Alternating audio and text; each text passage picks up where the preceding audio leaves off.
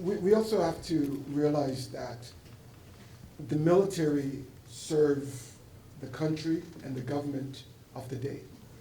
And it is the responsibility of the government of the day to make a decision as to what operations is required to impact either national or international issues. So as the government make those decisions, remember what I said before about those problem-solving decision-making process, right? The government will go through that process for us. And Justin identified how we train on a regular basis. Our responsibility, our role and responsibility is to make sure that we're adequately trained, so when the government decide that this is an appropriate initiative that we will participate in, that we are ready to go and that we will do and accomplish the mission and come back home safe. All right? So, short answer, it's not for us to question whether it's good, bad, or ugly. One of my favorite movies, The Good, the Bad, and the Ugly, right? But it is our role and responsibility is to be prepared to do the task and come back home alive, successfully. I think it's a bit of a fallacy that that the military perpetuates war or conflict.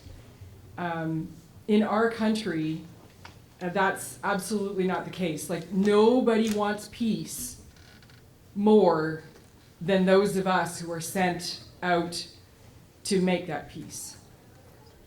And when you're on deployment, and Justin and Kevin, you'll probably have felt the same. When you're on deployment, and you know, Kathy, you probably felt it as well when you're on your basic training, you're there doing the job that you were trained to do. And that's an amazing feeling. When you've mastered something, when you've learned your job, and then you get to go and do that job somewhere to help other people in our global community, that's a powerfully wonderful feeling. And it's strong enough that you can say, you can leave your little boy at home and go. And my son asked me actually just recently, because he's 17 and he's looking at where he's going to go to university, and I'm thinking Royal Military College, and he's like, yeah, I don't know what this military life. And he asked me, was it worth it to leave me behind? I didn't know if you were going to come home. And it's really hard to answer, but the actual answer is yes. Yes, because I was doing what I had been trained to do.